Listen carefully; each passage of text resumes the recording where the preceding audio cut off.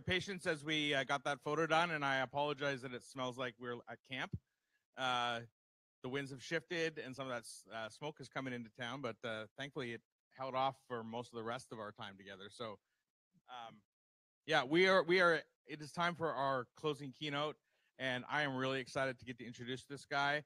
I got a message from him over a year ago, I guess. This guy who's a stay-at-home dad in Florida who was about to go on this show where he was going to be naked for a long time and afraid.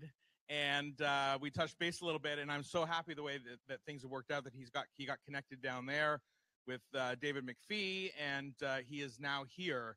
So he will tell you all about himself and his adventures and why he was naked.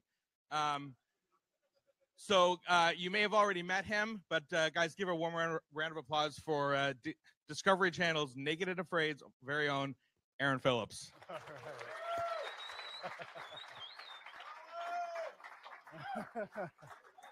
Home Dad Con 2017.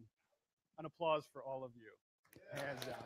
You guys are amazing. Absolutely. I feel like a member of the Brotherhood of Fatherhood here. This is really cool. Very cool. So I'm Aaron Phillips from Orlando, Florida. I'm a stay-at-home dad. My son is 3.5, almost 4 years old, and I've been a stay-at-home dad since day one. What I'm going to do tonight, usually I do it a little bit different. I do a presentation, forgive me. I'm an outside guy. I kind of got to do my own thing. So usually I do a presentation, and then the last 20 minutes or so, I do a Q&A. It's 20 minutes, about 21 days type thing. This time I wanted to give you guys the real deal. I wanted to give you the story first, talk about the naked and afraid thing, and then open the floor. And if I didn't cover those top questions I usually get, then you're more than welcome. Discovery Channel, I'm sure, is watching right now too, but you're more than welcome to hit me with your best. So to take it back a little bit, my son was probably, I don't know, 4 or 5 months old. I got a phone call about consulting on a BBC survival project. And I said, yeah, I'm always up for new opportunities and adventures. Let's give it a shot. I'm passionate about being outdoors and connecting people with nature. My wife and I own this little business. It's kind of what we do. So yeah, let's do that. So I start consulting on this BBC survival project. And after the finances kind of dried up, it got shelved. A few weeks later, a casting agent calls me and says, Aaron, oh my God, you're the greatest thing we've ever seen, which apparently is what they tell everybody in casting. And I started to buy it, and I was like, nah, I don't know. So she's like, I got this project I think you'll be perfect for. And I said, okay, what is it? And she said, it's Naked and Afraid on Discovery Channel. I said, that sounds insane. No, like if you come up with something, a little more reasonable, I don't know, I'll entertain the conversation. So apparently in LA, no doesn't really mean no. It means like maybe. We know this guy's going to think about it. So a couple weeks later, she calls back. And at that point, I have a beard like this long. I put my beard over my shoulder. I'm feeding my son, headsets on. I'm like, hey, Jane, yeah, absolutely. How's it going? So she says, hey, hopefully you had some time to think about it and you've changed your mind because I think you're a great fit. You should go do this. And I'm like, no, really, I'm good. And she's like, well, have you seen it? I said, no, I haven't. I caught some clips here and there. And I appreciate what you guys are doing, but it's just not my gig. She's like, okay. She's like, what's the real reason? I said, I don't believe it's real. I don't watch a lot of TV. I'm not a reality star TV type person, So I'm not really digging it, and I don't believe it's real. She goes, okay. So a couple weeks go by, and my phone rings again. So obviously at this point, no definitely does not mean no. And she calls and she says, I wanted to pick up kind of where we left off, and it was a weird conversation. And, my son's right there and everything. I got the headset on, holding him, bouncing him, all that. And I'm like, yeah, okay, let's go. And so we start chatting. And she says, why don't you want to do it? Can you tell me again? And at this point, I'm like, this is some weird setup, And I said, yeah, look, Jane, I don't think these people have a lick of skills when it comes to the wilderness. I'm no pro, but I spent a ton of time in the swamp and down on the rivers and stuff like that. And this lady's a yoga instructor or a first grade teacher or something. And I really don't think that these people are survivalists, and I don't think it's real, And she says, okay, well, I have a few people on the phone that would like to talk to you. Like, oh, I'm all about opportunity. And here I am, opportunity's right in front of me. And I'm like, I'm not sure. So they're like, Aaron, I can guarantee you, this is my official voice, my Discovery Channel voice. I can guarantee you this is the realest thing you will ever see. I'm like, oh boy, here it comes. And he's like, for real, you know, there are some episodes that are a little more produced than others. If you want the real deal, we'll give you the real deal. I guarantee it. I said, all right, you got me sold. I'll go take on your survival challenge. But I promise you one thing. If it's not real and there's a banquet table with waters and food and we're talking about choreography and here's your lines and stuff, I will walk my proud home dad naked, pasty white ass all the way back to Florida. I will be so mad. And they're like, no, it's a real deal. And so I started thinking about it, you know, and the months go by and we stay in contact. And I'm like, do I want to do this? You know, do I really want to do this? And I'm passionate, again, about being outdoors and connecting people with nature. So I said, what would I tell my son if he came to me and said, Dad, Papa, I'm totally going to go get naked on TV and build a shelter and make fire. It's going to be amazing. What would I tell my son? Hell yeah, dude, go do that. You know, absolutely. And so I started thinking about it. I live a very passionate and I feel meaningful and purposeful life. And I want, as a father, I know I'm his greatest influencer. I always try to lead by example. I promise myself I'm not going to get choked up. So I decided I'm going to do this for him. I'm going to show him, and I can read him a story. I can give him examples, and I draw analogies from nature and stuff. But the best way to teach is to lead by example. And so I'm going to go show him what it means to pursue his passions in life and never give up. Holy cow, that was rough. So I went down to Belize. It's as real as it gets. The only two parts of the 21-day completely naked, no food, no shelter, no fire, no water challenge is that on day one, they say, take your clothes off. Now that you're naked, you're going to walk 20 feet up, make a right at that log, and you'll see your partner there. After that, that's it. Not produced. There's no lines. There's no help. There's nobody cutting your firewood. There's nobody building your shelter. The clock's ticking, the sun's setting. This is insertion. And you go in about noon, and like 4 or 5 o'clock, you can see the sunset. And the howler monkeys are coming in. You've already dealt with a couple vipers, and it's game on. And so a lot of the questions people ask me are like, dude, was your partner hot? You know what I was thinking right before I walked around that log? Dude, what if my partner's hot? So I don't blame you for asking. That was the last, I know it doesn't seem like it, but the absolute last thing on my mind. Getting naked was weird in itself. And you've got a camera like right there. And it's not like, you know, hey, we got a camera. No, I'm talking, we got a camera. And of course, as soon as they start filming, they got to do like the full body shot. And the guy's like bringing this camera down, like all the way down. So I'm like, yeah, what are you going to do, you know? So it's very real, very naked.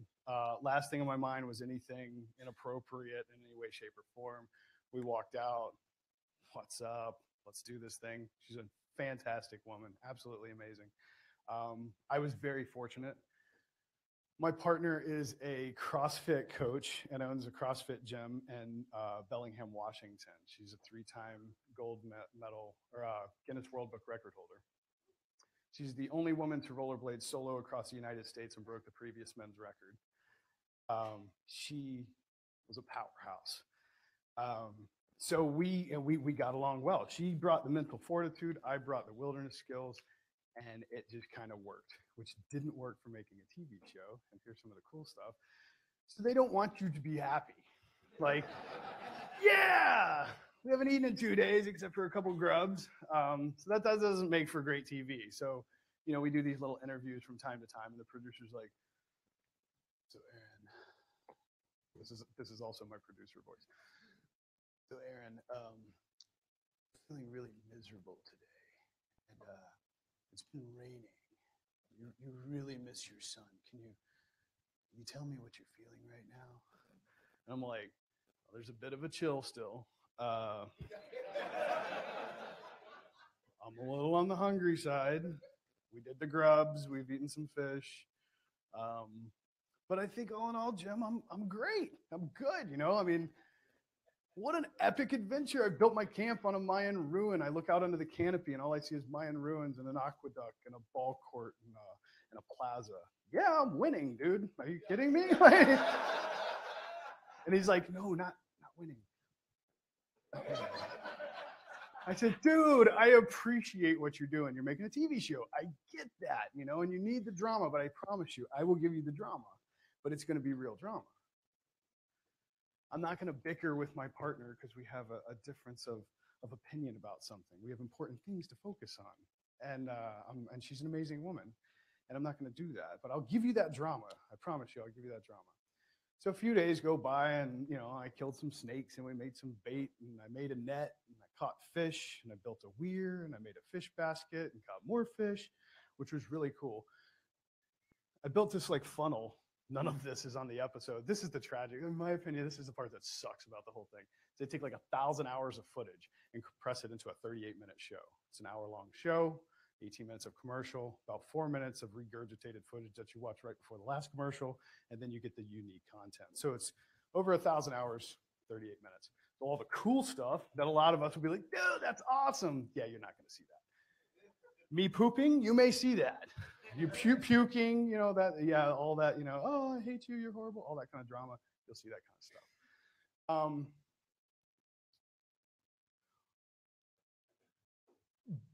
Back to the campsite. So, okay, one good question I get a lot: how many people are out there, and what's that like being naked in front of, obviously, strangers you don't know, and dealing with that?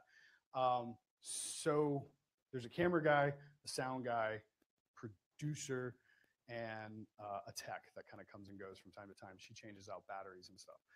And other than that, that's it. They show up about 9 o'clock in the morning. They leave about 4 o'clock in the afternoon. And the rest of the time, you're on IR cameras, game cams, and your own diary cams, and you're kind of hanging out.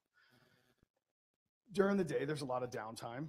And that's when I'm making those baskets and those things like that to keep my mind occupied. The whole time, I can't lie, I'm constantly thinking about my son. And they're constantly asking me about my son, which it's tough, very tough. So I'm fighting that. And the struggle I ran into with my son is I'm doing this for him. So he's my greatest motivator, but at the same time, he's my greatest weakness because the more I think about him, the more it eats at me. And this is when I started to really, really realize what it meant to be a father. Like I could feel the distance between us. And the way I described it on cameras, it felt like a piece of my soul had been cut out and dangled on the horizon like 14 days from now. And so he's a cool kid, dude, I promise. And so I would go back and forth. And of course, they started capitalizing on that. And I was like, oh, crap, here they come. Like little vultures. But I get it. They're making a TV show, and that's part of what I agreed to. So it starts raining. It's the end of the dry season in Belize. We're in the rainforest south of Mexico, right near the western border. End of the dry season, rain starts coming in. Monsoon type rain. During the day, it's 106 to 108 degrees. At night, it's about 59, 60 and raining. So medics would come in every morning and check, see if we're like borderline hypothermia. We spent the night holding on to a little walkie-talkie type thing just in case. So I slept, body heat helps, for about 10 minutes at that point, and then it's just like, you're soaking wet, who cares? But so it rained for 5 days, and I slept 8 hours over 5 days in little bitty snippets. And waterboarding works, and nature put me to the test. So like constantly just dropped. It doesn't matter where you go. You can be under this palm, and it's going to hit you. And you can be under this one, it's going to hit you. And it drives you nuts after a while. The production crew knew that because they've done this before, but I haven't. So the rain finally stops. I get down there. We got to do this little interview, and producer's like, "Hey, man, we're in like the second 2/3 of this whole thing. We need to get that drama, that content." I'm like, "Okay," because I understand. I'm an English major. I understand how you write a story. protagonist leaves home, encounters obstacle, overcomes said obstacle, returns home. Now he's a hero. That's an epic. It works. I get it. And so he comes over and he says, have a seat. I'm like, all right. So we sit down. And it's the most solemn I have ever seen these guys. I'm a pretty jovial type guy, even in obviously a survival situation. I got bot flies, by the way, alive inside me. I can feel them moving around. Great times. So I go and I sit down. He brings over the camera. And it was one of those like in your face things. It's not like, hey, dude, we're filming you over there. It's like, like right up in your face. And I'm like, oh, crap, here it comes. And the sound guy, who's also a dad, not a stay-at-home dad, but he was until the second one was born, and he went back on the road with Discovery Channel, Naked and Afraid, filming episodes around the world. Hadn't seen his son in like 6 months, but gets to say hello on Wi-Fi occasionally when he's not in a third world country in the jungle. That guy's on my side. So he's like the other dad right there, And so the sound guy's sitting there, no expression on his face. He's got the boom mic, and he's like, camera guy, he's like set up. He's like, yeah, I'm good. And I feel like I'm about to be slaughtered or something at this point. And I know, don't get me wrong, I know all these cameras, all these microphones, at any point, they can take something I said and take that audio, and they can use it here. It's called manipulative editing, and they're very, very good at what they do. And so I've been very careful for days and days and days, even at my worst, to make sure I didn't say something I may regret later on. So Jim sits across from me, and he says, I hate my job, number one, and I hate snakes. He said, but it's tough being away from my family. I said, yeah, no shit. And he says, psychologists say, after about 7 to 10 days, that you forget what your loved ones look like. You lose that crisp image in your mind. Can you still see your son smile? Hang on a second.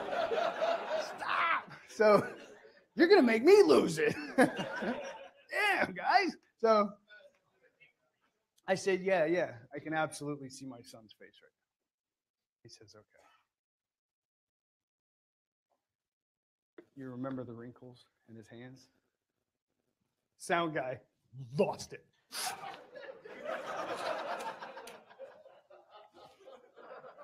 The boom mic shaking. I'm like,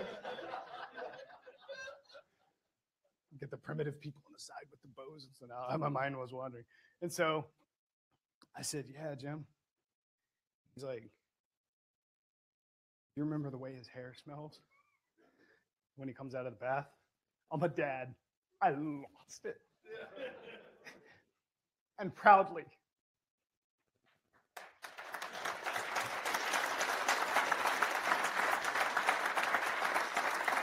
I came with a goal. I went out there with a goal. My son is my biggest investment to this world. I'm trying to be the change I want to see in this world. There was no better way I could teach him that lesson than to live it. And I did it. And I'll always be a hero to him. You are the biggest influence in your children's life. You can do anything you put your mind to. Anything. I am honored to be here tonight, guys. I can't thank you enough for having me and what you do and how special all of this is. I want you to give a big round of applause, not for me, but for all of these other people and all of yourselves making this happen. That's badass. That's badass. And now, this is the second toughest part. Here come the questions. Don't hold back. Just keep in mind, families, some places might be watching back home, so tread lightly. Aside from that, like, give it hell, dude. I don't care. Yeah, man, what's up? That's my man. Casey is an incredibly beautiful woman. She absolutely is. She absolutely is.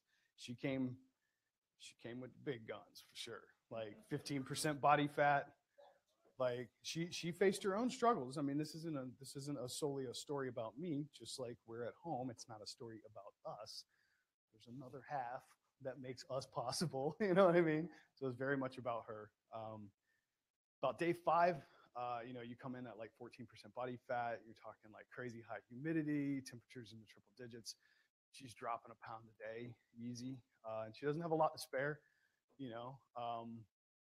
We walked in day 1. She's like, "Yo, you didn't think about hitting the gym?" And I'm like, "It's my insurance policy. It's my insulation, And I said, "This is home dad bod right here. You just step back, girl." And I asked her too. I said, "You didn't think about putting on a couple extra pounds? Like for real? You got no reserve." So like 5 days in, yeah, her body's consuming its own muscle, and it's tough. So yeah, next. Yeah, go. Yeah, keep it rolling. Mm-hmm.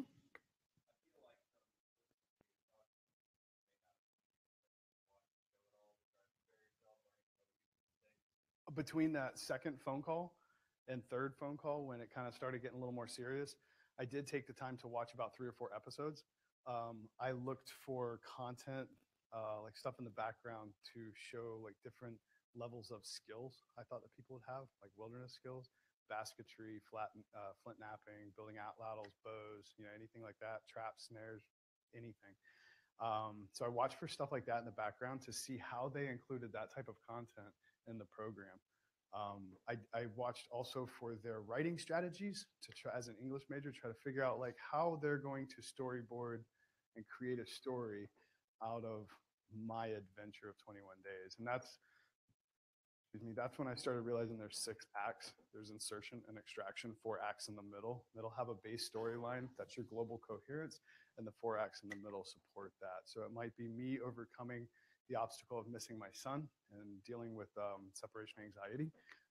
And then it might be my partner dealing with the loss of the last bit of reserves of fat that she has, so dealing with physical issues. The weather was one of them. I had a monkey that peed on me for 17 days every single night. That was an issue, and it was included. That monkey, dude. I hate monkeys. Yes, sir. We named that monkey. Yeah.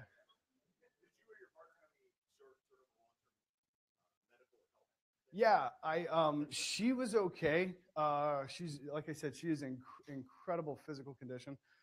She dealt with a few things here and there. I came home with 5 botfly larvae.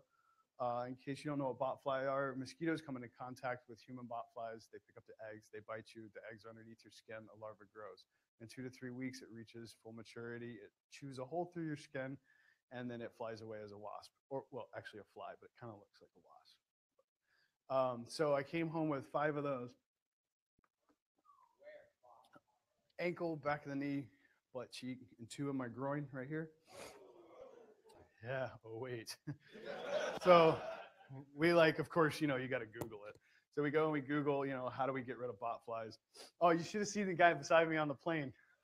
So first, I smell like butt because I have been in a jungle for like 21 days. Even with a couple showers, I smelled horrible. And so this guy's beside me like, oh crap, here we go. And so when you go up and the cabin pressure changes, your ears pop. They feel that. The larvae feel that, and so they start squirming. So I'm squeezing cheeks on lift off, like, oh my god, and this guy's looking at me like, like he's gonna explode. Something bad is coming out of this man. I thought something bad was coming out of this man. So we get back home, and my wife and my mom, they're trying to figure out how to get rid of them. And so our system is you put super glue on, put the duct tape. We got to shave the area. Yeah. Yes. And so super glue, duct tape. The duct tape alone will suffocate the larva. The super glue, when they start to suffocate, they'll come up to the top to take a breath. And the idea is they get stuck in the super glue. When you peel it off, it just pulls the larva. That's all crap. It doesn't work that way at all. See what really happens It suffocates the larva, you peel it off, and then the larva's still inside. If you try to pull a larva out while it's still alive, it has rings of barbs on the outside of it, and it sticks the barbs out. So if you rip it, you're possibly going to rip the larva itself in half, and now you have an open wound in the jungle, increasing chances of infection. Or you actually get it out, but it comes out like, this chunk of meat, and they're strong, like incredibly strong. So my wife got 4 of them out. We didn't know you could have 2 larvae in one larval hole, so one was still inside, and it rotted inside me. I had to go into surgery, have it extracted. I filmed the whole thing. I asked the surgeon, I'm like, dude, can I film this? And I told him the whole naked and afraid thing. He's like, hell yeah. Yeah. And so I'm texting my producer. I'm like, Jam, I know it's like, not a good time, but I'm filming the botfly removal in my groin. Immediately comes back. He's like, oh my God, this is going to be the greatest TV ever. So that became part of my episode as well. There's a little clip in there where I think he's actually sewing me back up. But I made a video not too long ago about monkey pee and botflies, and that's just like a funny little short video. The monkey, yes, legit, 17 days in a row. I had a blast. They hated me. Sad. Like, oh.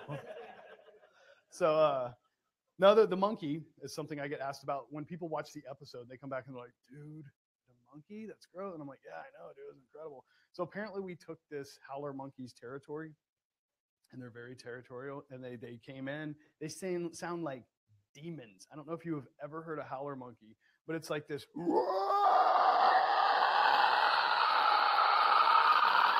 And you're like, oh my God, I'm gonna die, And then you got no light. It's all pitch black. You got this like little bitty fire in this massive rainforest, and there's a demon above you, and you feel this like little sprinkle every once in a while. And I'm like, oh, dude, I don't need to stay by the fire that bad. So I'm over here, swatting bugs and stuff, and you can hear him. He's like, I'm like, I wonder if he's following me.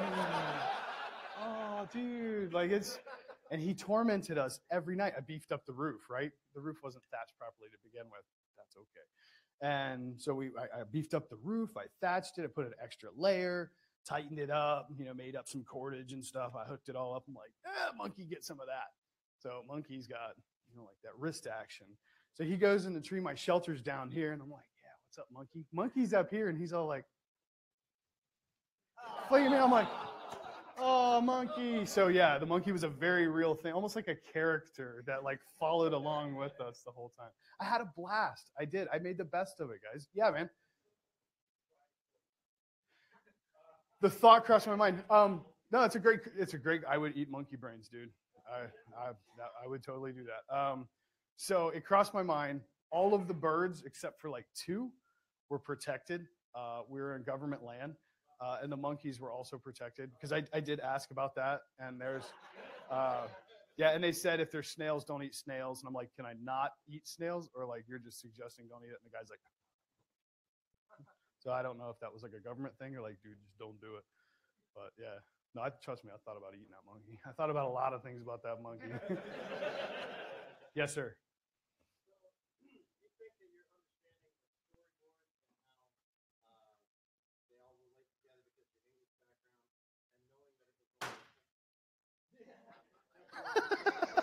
Some random kid runs in. Yeah. Dad.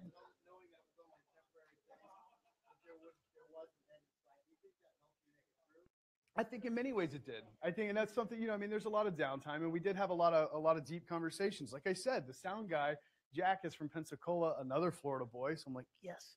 And he's also a dad and was a stay-at-home dad for a while. So I think, a lot of it when we're sitting there having those conversations, and I was drilling them with questions the whole time, like, well, how do you do your social media, and who does this, and who does, because that's just how I am. But when we started getting into the story part, and I'm throwing at him, once he told me, he's like, I do the initial storyboard, and from there, it's finished in LA, and they continue with everything else. And I'm like, really? Okay. So I sat down with him and just picked his brain all about the story writing, how they do it, for the most part. And he wouldn't tell me anything, like say, yes, this is how we do it, because everybody signs a non-disclosure. But from from an English student standpoint, if I'm looking at a play and seeing the structure within a play or within a story from that view, that's what I saw. Is almost every single episode, of course, the story changes, the characters change, the location changes. Nobody else has to deal with monkeys but me. And it does, that part changes. But for the most part, it's insertion, extraction, 4 acts in the middle. And it takes a while. You got to to pick up on the actual story they're telling sometimes is really tough. They also produced my episode 3 different ways. They ran my episode on Sunday night, the regular time. They ran it the next on a Wednesday night, and then they ran it the 3rd time on Sunday right before the new episode came out. And when you watch it, it's of course it's still me, but it's changed. There's a pop-up version that was a very feminist version of my episode. In fact, it even said, based on feminist research in the late 1970s, dads can be as nurturing and comforting as moms. That was in the little pop-up. So it's clearly written for almost like a different audience. Maybe that's one of their primary, secondary, and tertiary audiences when you deal with social media and business and whatnot. And so maybe that was one of their other audiences. One had a lot more to do with, it was more focused on me, and it had more to do with survival, asking me questions about, or I was answering questions about why I decided not to eat one of the snakes that I caught. And we went into a little bit about that. But there's variations to the same story at the same time. Yeah, man. I met you and spoken to you a little bit. I know a little bit more on the backside. Mm-hmm. You said after the show, you got a lot of hate mail or whatnot because you think because you're emotional because of your son. Yeah. How did you deal with that? And how did you determine? Maybe it was blanket. You love your son. Right. How did you determine that it was hate, and how did you deal with it? I kind of prepped myself ahead. You got to be thick-skinned to deal with social media. We all know that. You can't have an opinion without being somebody's arch nemesis or enemy or something. So I did give it a fair bit of thought, and I had done some consulting in the past in the mortgage and finance industry on social media. We discussed that. And so for a lot of it, I kind of took a step back and I looked at, who is this person? I started, kind of looking at it from that angle. Are they somebody credible? Is it just some random person? It actually started the night that my episode aired. And it wasn't like there was this, I don't want to give you the wrong impression, this mass number of people that just absolutely hated the stay-at-home dad guy, It was occasional here and there. But what I did on the very first night is I armed my friends and family with a link to my website. I was like, every time somebody makes a crappy comment, you paste a link to the website because they're jerks. They can't help it. And they'll click it. And I'll take the traffic. Thank you. So that was the first of the strategies. Aside from that, I told a lot of my friends, don't engage people in arguments and stuff like that. If it comes to something regarding survival or what life survival does as a business or myself, something that's personal and needs to be taken somewhere else, we'll do that. If somebody has a difference of opinion, I'm like, hey, thanks for watching. Fantastic. Another view. Whatever. Just kind of have to. How does that bring your real life? We all have experienced, the playground hate. You mean, have I dealt with that? Well, yeah, but I mean, is it similar in the sense? I mean, we can't relate to, most of us can't relate to the Facebook hate. Yeah, it's kind of remember when I spoke at REI and this lady has a mom's group. Here comes the hate. So she's in charge of a mom's group, and I was giving a class at REI talking about getting kids outdoors in Florida and the basics and the importance of connecting your family and friends and yourself with nature and spending time outdoors. So afterwards, the market coordinator comes up and she says, hey, dude, oh my gosh, it would be really fantastic if you and this lady over here got together. They have all these stay-at-home moms and these stay-at-home dads, and your business is all about connecting people with nature. They do all the same. I'm like, oh, fantastic. There's other people that do what we do, and they don't care that we're men. And then so we started chatting, and she says, whoa, we have rules, okay? I was like, all right, And so it was like PTA without a school. It got weird real quick. And she said, I'm here to take notes from you. I was like, okay. She's like, But like, we don't do the whole like co-ed, like, nah, like, you're a man. You know what I'm saying? Like, really? I said, oh, I got to walk away from this one. I got stuff to do. Now, you know, so yeah, I run into, you know, a fair bit here and there. Surprisingly, a lot of veterans connect with me though about the dad thing. They're like, dude, I know exactly, because I cried on global TV, you know. So yeah, there's gonna be a handful of guys that are like, you're a pussy, dude. You cried on TV. I'm like, yeah, but to me, it doesn't. You know, when it comes to like, what is a man and what does it mean to be a parent and a leader? If I'm gonna be brave and strong, and take on this challenge and live this life and do what I do, I can't hide behind my emotions. Because if I'm hiding behind my emotions, I'm not brave and strong. So it doesn't. It's kind of a what is that, cognitive dissonance? You know, kind of getting torn in two different directions at the same time. And so yeah, when it came time and I knew they needed drama, yeah, I let it rip proudly. I wear my heart on my sleeve, and I'll own that. I live that every single day. So thank you, thank you, thank you. Yeah, man.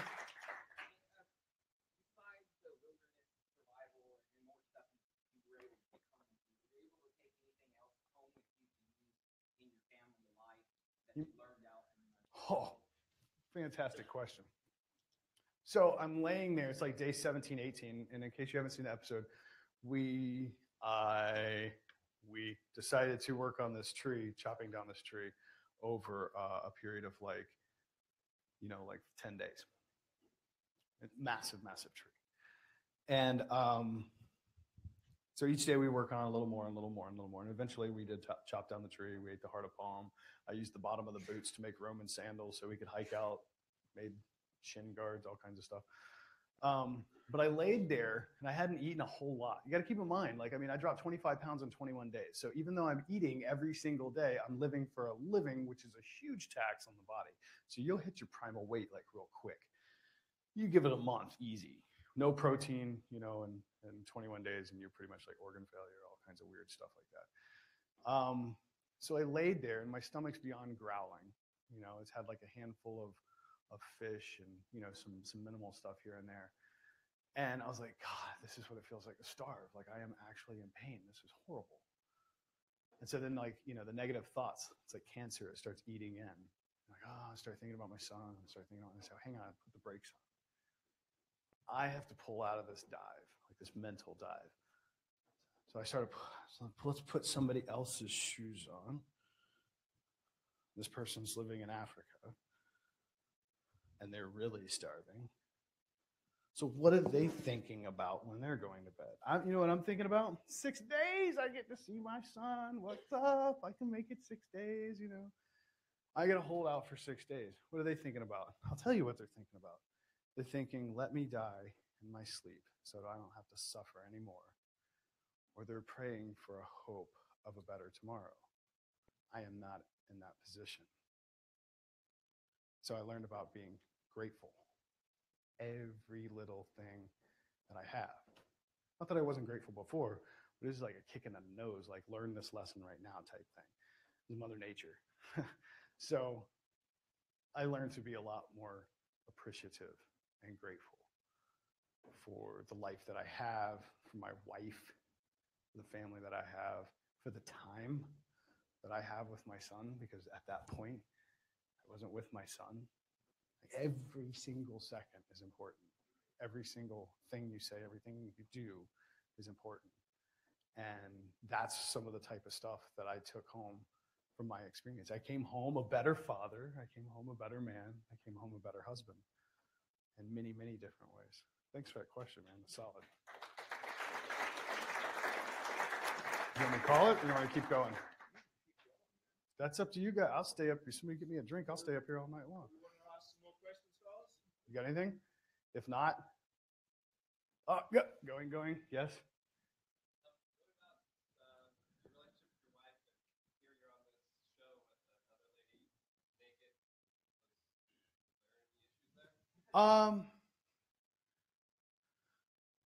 No, I mean, we both went over the list of who was going to be presenting and speaking and the topics they were going to be discussing. And for an event like this, there's going to be somebody else presenting here that, you know, others may question, you know, that type of thing. Nah, dude, I was naked with another chick for like 21 days in the jungle. So just attending a conference with another woman there absolutely didn't blip the radar at all. Thank you, sir. Did that answer your question or no? So I was thinking about being a politician, right? No. Okay, let me do it again.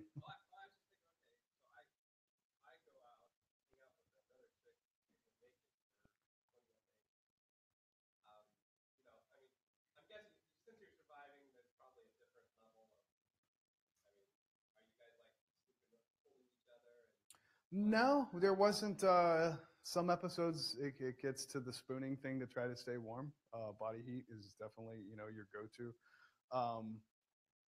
No, she's from Washington, and she decided if she needed some body heat, she'd let me know, and I could just stick it out. So that's kind of how that went. There wasn't, but at the same time, I mean, I look back and I think about it, and like, was there a time when we would have even like spooned to stay warm? If it was dry and cold, I think that would have likely happened. Because it was wet and cold, it didn't make a difference whether you were together or not. It was coming down like sideways sometimes. Full wind. I mean, there's mahogany trees snap 30 feet above the ground, this big around, laid down through the jungle like dominoes around us. So no, there wasn't really. Yeah, my wife didn't have a problem with it at all. We talked about it a few times, like, what if, what about? And she's like, you do what you got to do to stay alive, to survive. You in it to win it, And she hikes and camps with me a lot, though, too. You know what I mean? So you get out there like 3-4 days on the trail, bro, you're smelling ripe. I don't care how many times you try to wash up in the river. Like, yeah, so, yeah, not so much. And it was very much a professional thing at the same time, too. My name is on a contract with Discovery Channel Communications. I'm presenting myself as a professional. I've agreed to give them 21 days. Here are the terms to the agreement. It's business at the same time. It's part of now my professional portfolio. I'm also on IMDb with my name and credits. So it absolutely, I definitely, a major thing in my mind throughout the whole thing is maintain a certain level of professionalism.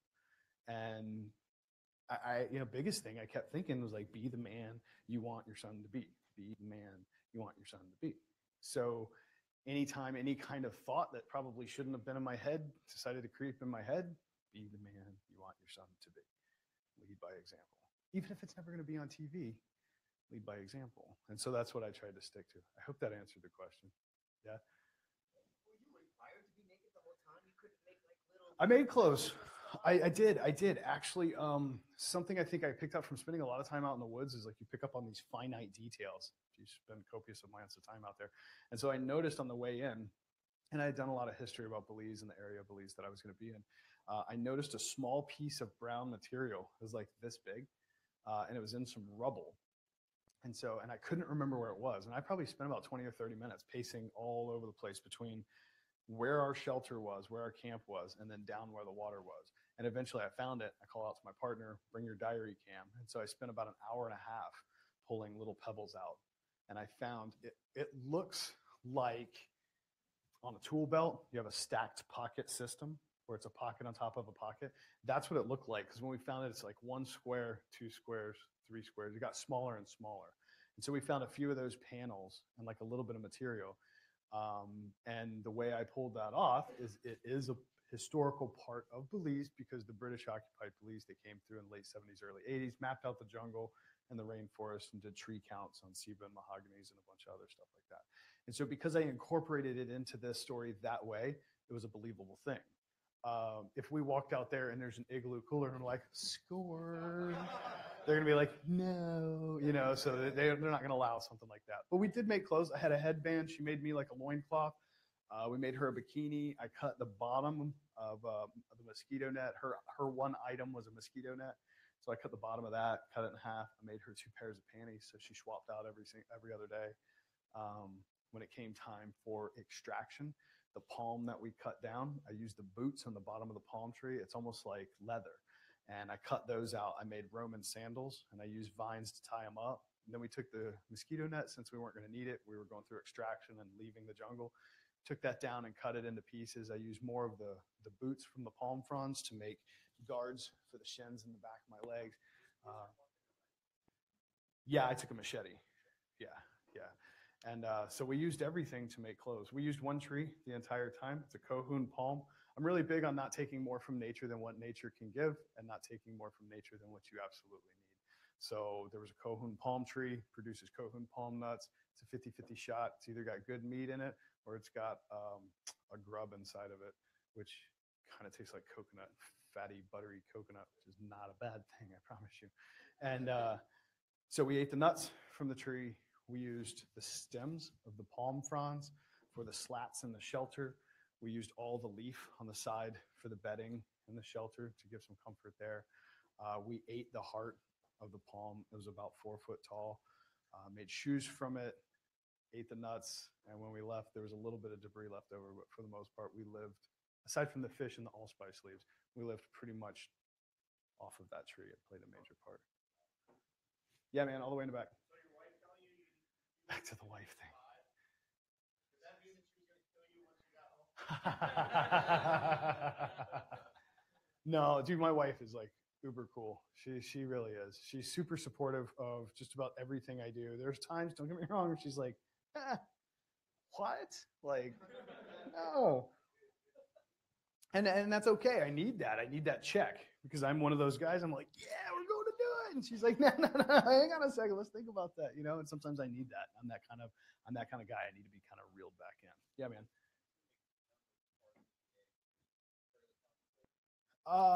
That's a great question that I'm not supposed to answer.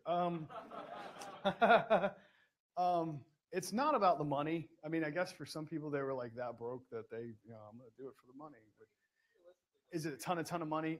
It's not a ton of money. It's more money than most people make in a month, to be honest. But I'm out there for 3 days. There's about 4 or 5 days of travel time.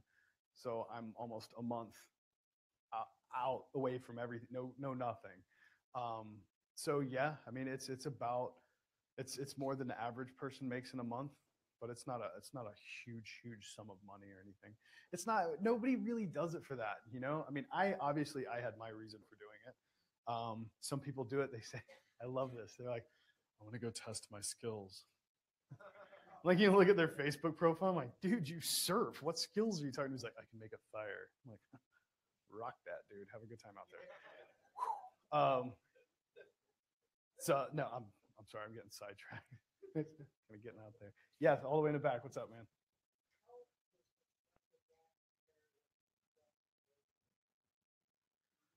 The stress of what?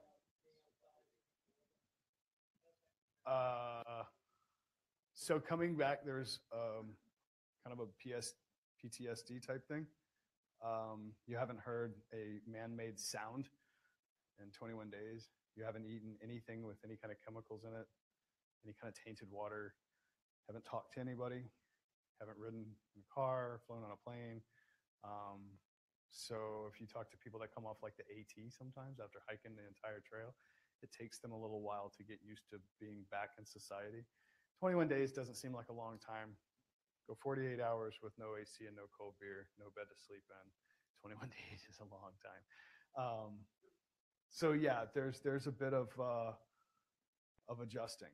I stayed with my parents. I definitely didn't. I woke up afterward at both times. It's a great question, man. I woke up in the jungle, like day 4 or 5, going, I gotta take him to the bathroom. Because we were going through potty training in the middle of the night. I'll go get my son. I'll take him to the bathroom so he doesn't wet the bed. And so I'm hopping up and I'm like, what the hell? Yeah, that's right. You know.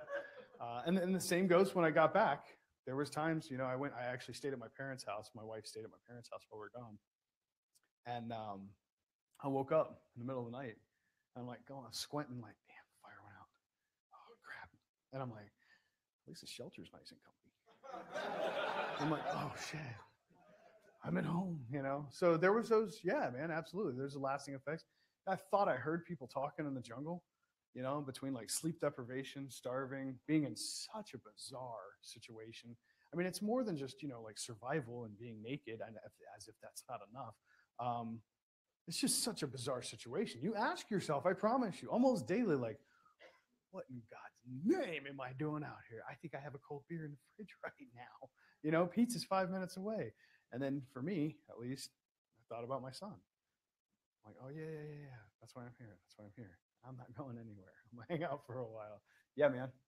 Do it again. In a heartbeat, dude. They asked me on. I know that sounds crazy. You're like, bot flies, really? What is wrong with that guy? It's like a horrible addiction or a great one. I don't know. They asked me on day 21 after extraction. They said, would you do this again? I said, absolutely. Give me a little bit of time with my wife and my son, and you send another partner out here, and I'll rock you another 21 days. And they're like, that's crazy, dude. Okay, cool. You know. But the having the fun part, I think that was a problem for them big time.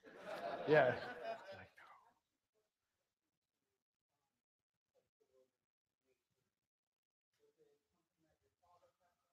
Absolutely. Yeah, absolutely. Great question. So growing up, I'm a third generation Orlando native. My grandfather was born in Orlando. I grew up fishing and surfing all around Florida. Florida boy all the way through. And my dad obviously surfs, so therefore by default I surf. And then if the surf wasn't good, flat, choppy, whatever, we had surf rods. So we grabbed the surf rods, we fished the surf. If that's not good, we hit the intercoastal waterway on the opposite side, and we fished there. We fished a lot. When I was 5 to 8 years old, I joined something called the Indian Guides in the YMCA. There's like all 2 of us. Yeah. I'm just glad somebody remembers that. Sometimes they're like, dude, what is that? You know, I gotta go.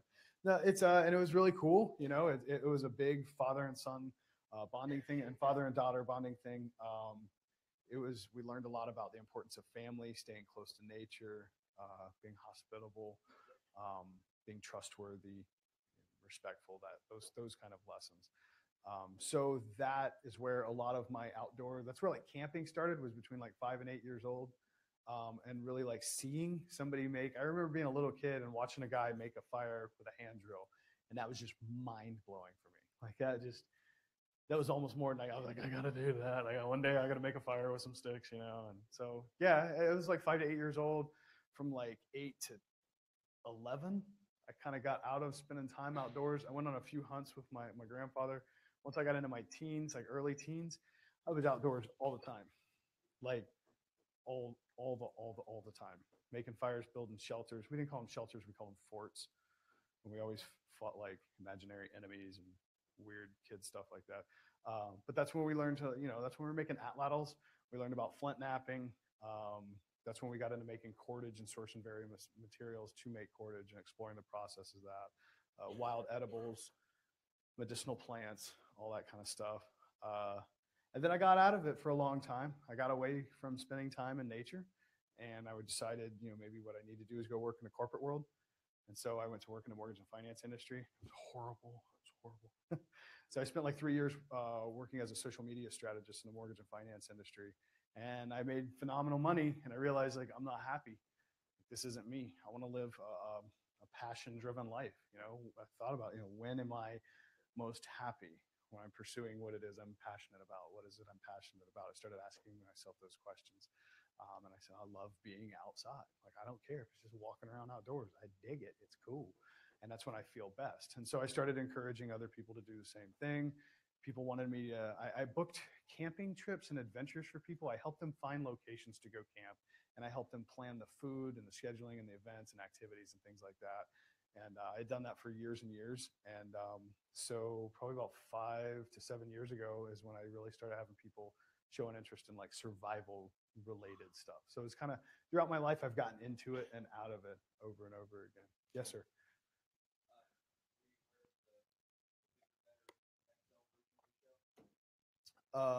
You mean, was I aware while I was out there? No, you said you told them you'd love to go back. They asked if they could Excel. Yeah, I think they've done it 3 times now, right? Or is it twice? Maybe twice. Yeah. They're 40 days. Yeah, they're 40 days out. See, when it comes to survival, that's a great question.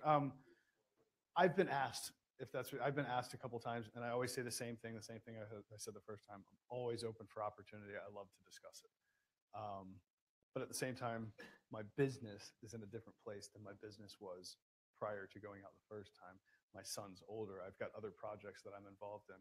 So at this point, if there was a way to get involved, I guess that didn't put me in front of the camera, but maybe on the backside, since obviously I have an interest in like the story part of it, I would be interested in entertaining that kind of conversation. I hope you're listening. Yeah, man, what's up? What has your son told you about seeing the episode of there? That's a great question too, man. I don't watch the episode very often. I really don't. I've seen it like once or twice. Even the night that it aired for the first time, I was like, God, this is really weird. My butt is huge up there. Like, you know, so but it's funny you asked that because they just ran it again like last week and we sat down and watched it. And, you know, it got to the part where I started breaking down crying and I look over, my son's got tears streaming down. He's like, don't ever leave me. And I'm like, bro, you don't have to worry about that. Never again. Next time you're going with me, you know? So, no, I really think that he didn't suffer from much separation anxiety when I was gone in the jungle. I don't think he was at a developmental stage enough to where it affected him like that. I got to hear him say Papa for the first time when I walked back. Oh my God, you talk about losing it. I like melted, you know, and he's like, Papa. And I was like, oh, it's been 25 days, you know. But no, yeah.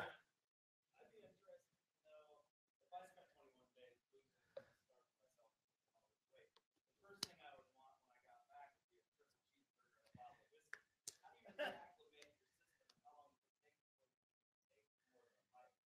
Great question. Because it was 108 degrees in the jungle, 104 to 108 during the day, we pretty much stayed dehydrated the entire time. I'd be in the jungle, my sweat would stop, there's no more beads of sweat. I'd stick my face in the water, drink water, and I could stand there and hold my arm up and you could see the beads come up. It was going through me like that fast.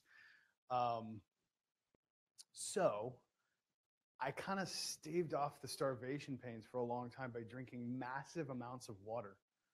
I had to stay hydrated anyways, but that way my stomach stayed stretched out.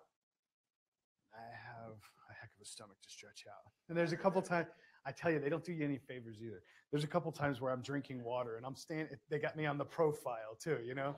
And I'm up like this and I'm holding it and my belly is just swole because I've drank so much water, you know? So I'm just like huge.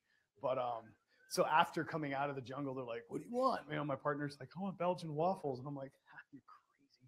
But she ate them, and I think she had some tummy problems for a little bit. But I'm kind of a cultural guy, so I told them, I said, you know, there were local guides there and representatives from the government from Belize, and they said, and I told them, I said, I want what you eat when you sit down to eat dinner at home with your family. I want to break bread like you do. And so it was chicken and rice and beans. And yeah, and it was phenomenal. Yeah, and they were ecstatic. She got her Belgian waffle, and they come in with like platters, like yeah, you know, and everybody made something, and yeah, so. Dude, they're in the kitchen going, I don't know, what's a Belgian waffle? Let's just make a waffle. I don't know. Yeah, man. So I've been told to ask you about your crazy fans. Some of the Thanks, man. things that they do elaborate. I can elaborate a little bit. So when you get naked on, just to fill you guys in case you ever decide to get naked on TV, when you get naked on TV, you attract the most bizarre people because you got naked. Not because you're a stay-at-home dad or you're even good looking, just because you got naked. So I've had people ask for dirty socks and boxers. You know, can you go on a hike? I know it sounds really crazy. You know, you can just like ship it to this address, you know, this whole, I know this sounds really stupid, but just help me out here. It's this thing I do. And I'm like, are you kidding me? Hell yeah. Here's my socks. $40. Yeah, dude. I'm capitalizing on this thing, you know? So yeah, there's some of that. Pictures, I'm sure is what you're getting at. The pictures. Yeah. Quite a few gentlemen were kind enough to flood my inbox with I hate you guys, with pictures of their penises, and there was a lot, day after day after day, And then it kind of went through phases. That kind of died off, thank God. And then the Midwest women, the stay-at-home moms, there was a wave of that. There's like a whole bunch of Midwest wives at home going, "Oh crap!" All right, now I hope nobody else is watching this. No, but there was a wave of pictures that kind of little pics that came through and stuff, and I never responded to any of them. Some of them I shared with my wife because a lot of people ask that. They're like, "Oh, does your wife know?" I'm like, "Hell yeah, she knows. She was right there laughing too. I would never pierce that. Oh my God, who does that? It's the socks guy. Oh, delete." Socks guy. But yeah, no, there's been some weird ones here and there. The creepiest though is when they want to like, "Hey, what's going on?" What? Well, I mean, it's just that I saw you naked on TV, so I figured we can like talk about pretty much whatever. I've seen you naked. I don't know you. Are you kidding? No, we're not friends. Block. So yeah, occasional attack on Twitter. They do a link and they're like, "Hey, you did a great job on your episode. Here's a link to some pictures from mine." And I'm like, "Oh, this person was on Naked and Afraid. I've never heard of this person." Sucker. I'm like, click. I'm like, "Oh, dude, you got me again. It must be the guy with the socks." Yeah. Aaron, I think we have time for but one more question. You want to Make it count. make it a good one. Make it good one. You want to end on that one because that was pretty good. Anybody, throw it out there. Mm-hmm. The first beer, I drank them under the table the night I came out of the jungle in Belize. Yeah, I put down is this thing still alive? I put down a gallon of rum. 5:30 in the morning, the producer's like, "Oh Christ, dude, I can't ever." I was like, "We should go back and do another 21." He's like, "You need to go to bed. You got to be on a plane in 3 hours." But yeah, there was no hesitation there. Real quick, yeah, man.